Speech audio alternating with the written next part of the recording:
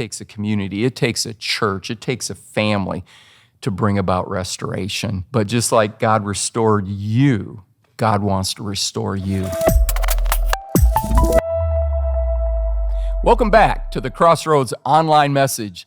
Today we have Pastor Bill with us, and we are talking about our current series, Restore. And as you know, Bill, we have been looking at the book of Nehemiah, and we have been looking at at least three things that we're asking God to restore as a church. We're asking God to restore maybe a personal issue in our life, because everybody has things in their own personal life that needs to be restored.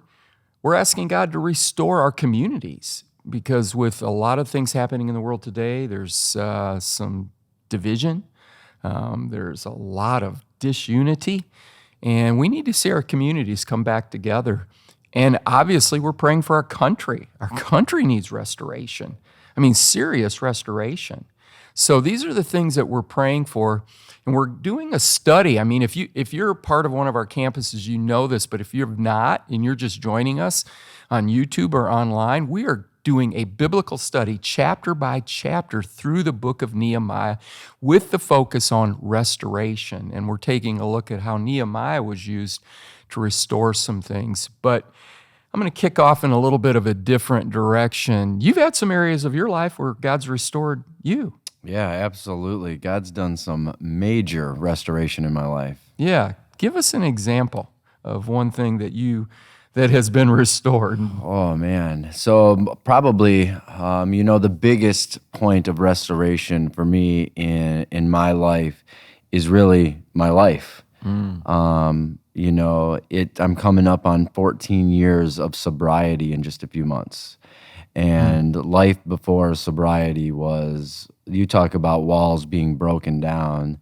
There wasn't even sand that was made because of the walls that were broken down. It was a very, very rough time for us, that's for sure, for Katie and I. Yeah. And so the restoration that came from God in that was just, it's a miracle in and of itself. Mm-hmm.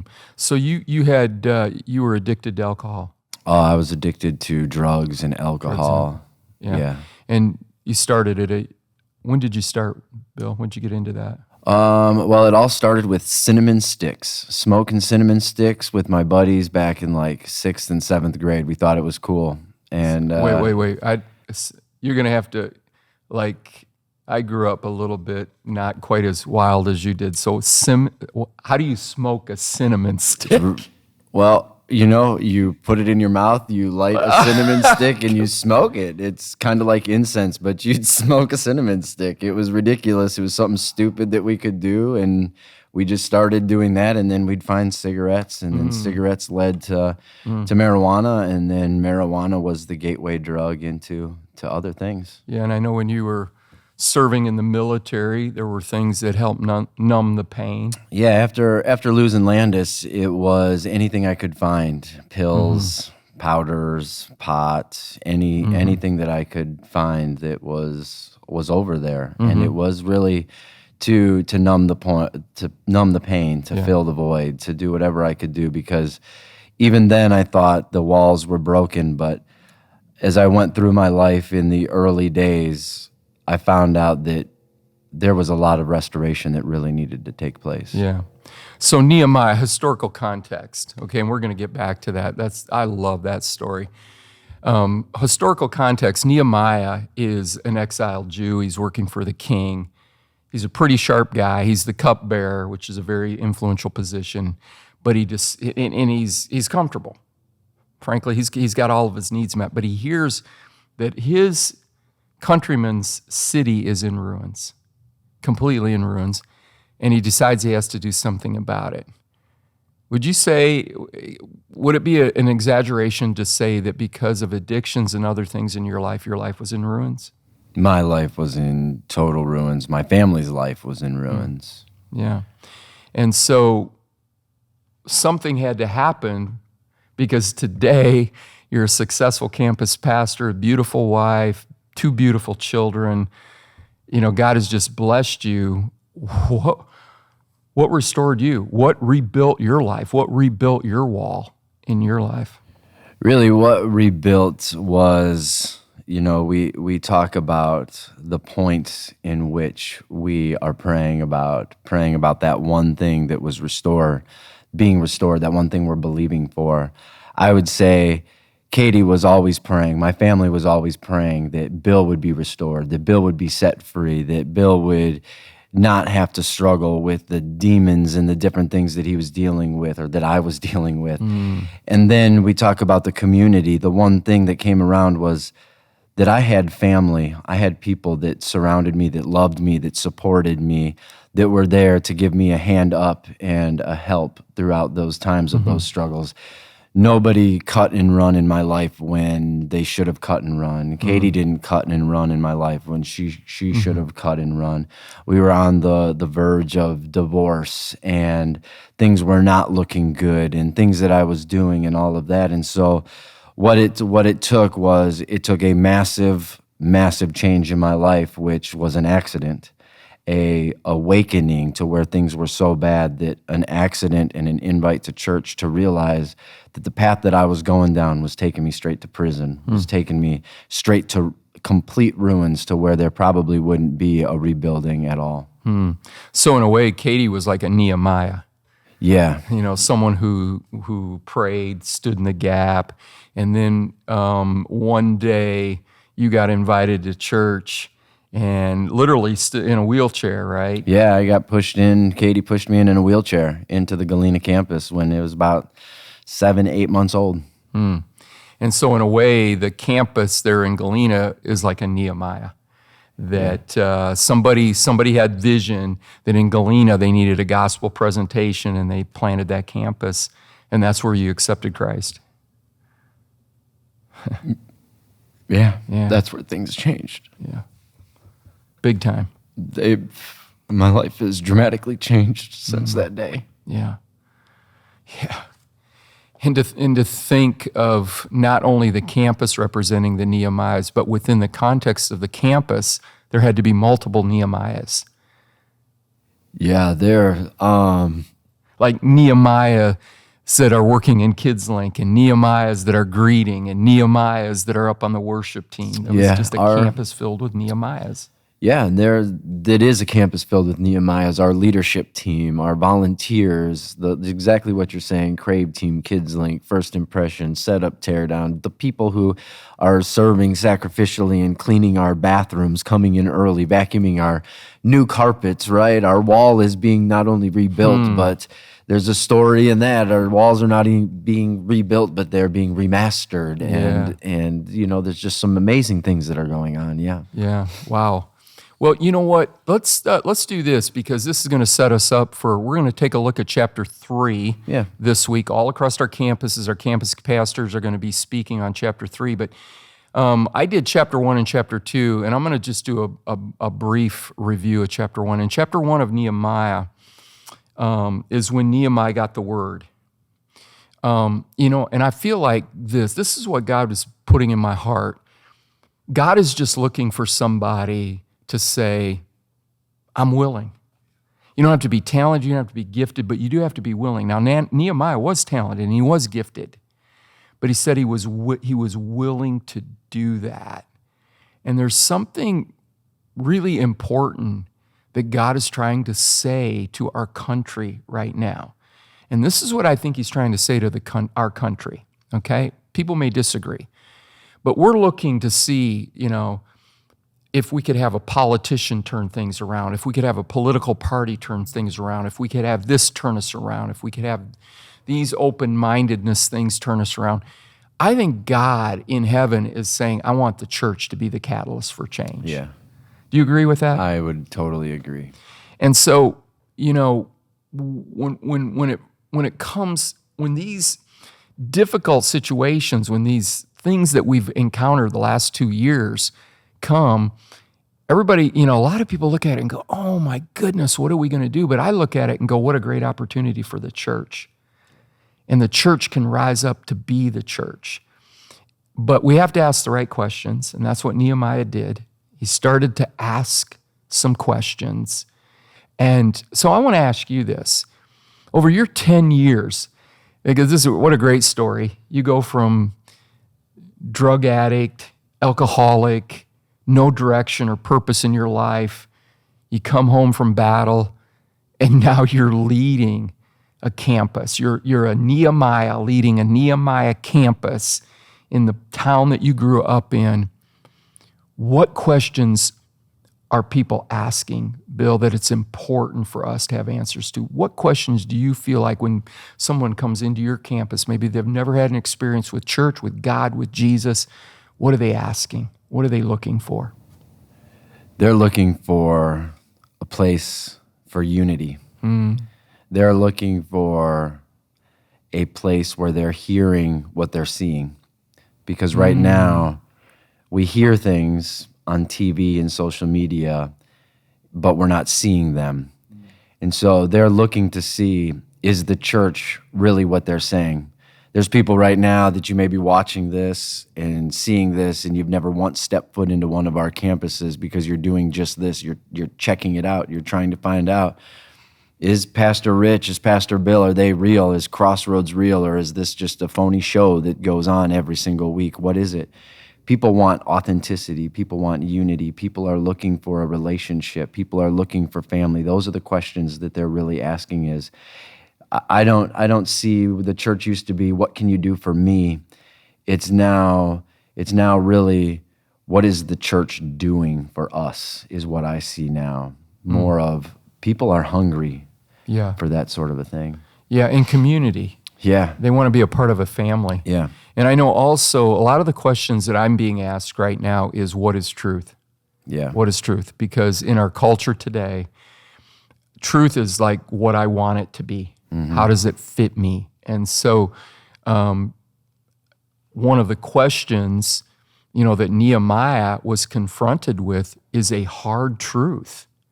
And sometimes we don't want to know the hard truth, but he was confronted with the truth that I'm here living in comfort, and my countrymen and my city is in ruins. What am I going to do about it? And then we noted that the second thing that he did was he addressed God in prayer. And I believe this. I believe that when we go to God in prayer, he gives us the truth, right? Yeah, absolutely. Have you ever had that happen? No. Absolutely. Yeah, all the time. Yeah, absolutely. Yeah, and so like even some things that may not be, this is dark or evil, God will give us in our spirit. He will speak to our spirit as to what to do. I mean, you must have had some questions for God when he called you to be a pastor. I had a lot of questions because being a pastor was definitely not in my scope of future at all. I wanted to be a police officer. I wanted to be a chef. I wanted to do all of these things. And so I would always ask God, why me? Why not somebody else? Why are you choosing me? And I had a wise man once speak to me, a part of our Freeport campus, and just say, you have to understand that he chose you. Could have chosen anybody, but he chose you. He chooses us. He's chosen you for where you are right now and for the battle that you're going through or the ruins that you're in. He's chosen you. It's not where you're always going to stay, but he's chosen you for the season.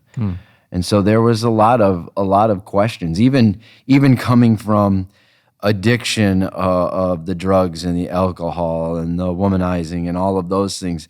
There were so many questions that I asked God in my beginning, and he would speak to me, and it was the craziest things ever. So really, he was speaking to you about your identity.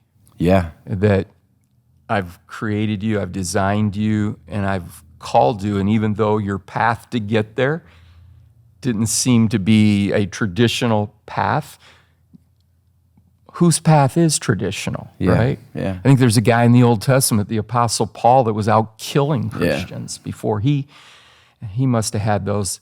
I always look back now, and I think I wanted to be a cop. I wanted to be a chef. Never thought I would ever be a pastor, but I protect the vision, the mission, and the values of Crossroads because that's what God's done. I protect you as my spiritual leader to my core and take a bullet for you So I protect, there's that military, there's that police, and then the chef, I prepare food. That's what we're doing right now. Even if you don't think you're prepared, he's going to give you exactly what needs to be prepared for that day. And so all of those things were in preparation for a spiritual job that he had for me, but I didn't know that then. Wow. And so, during those times, I thought I was a failure because I didn't become a cop or I didn't become a chef.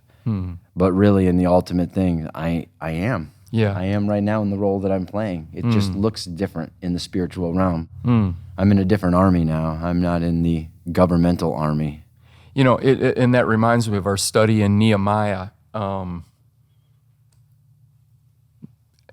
Nehemiah wasn't just in service to the king because he was a special person. Yeah. He was in service to the king because God said, I'm going to use him to rebuild the walls of Jerusalem. Absolutely. That's pretty amazing, isn't it?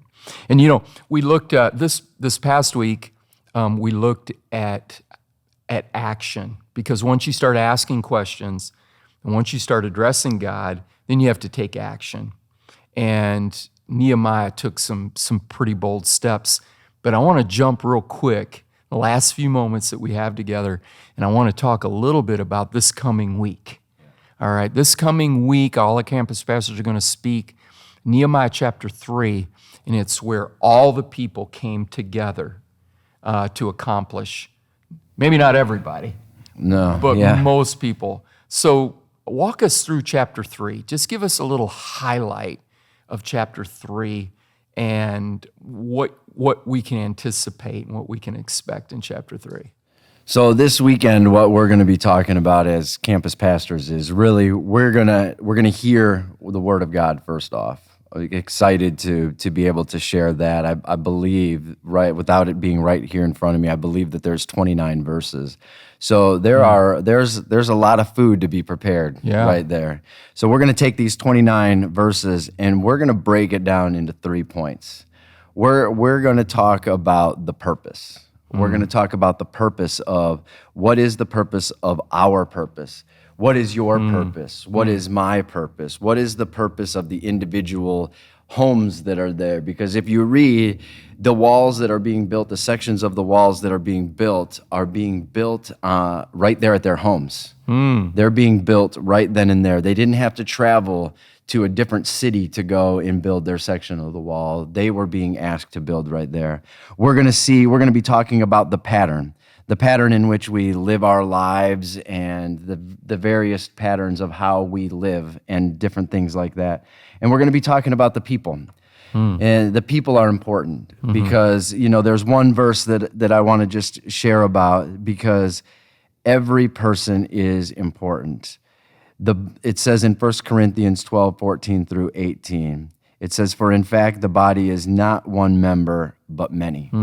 I think that's part of the problem nowadays is that we think it's all about us. And we think that it depends on us. And that we forget that I have you to lean on when times get tough. And when I have questions in the Galena campus or something comes up or something in my personal life comes up, sometimes we can forget, we've got other people. But it continues to say, if the foot should say, because I'm not the hand, I am not of the body. If therefore not of the body, and if the ear should say, because I'm not an eye, I'm not of the body, is there therefore not of the body?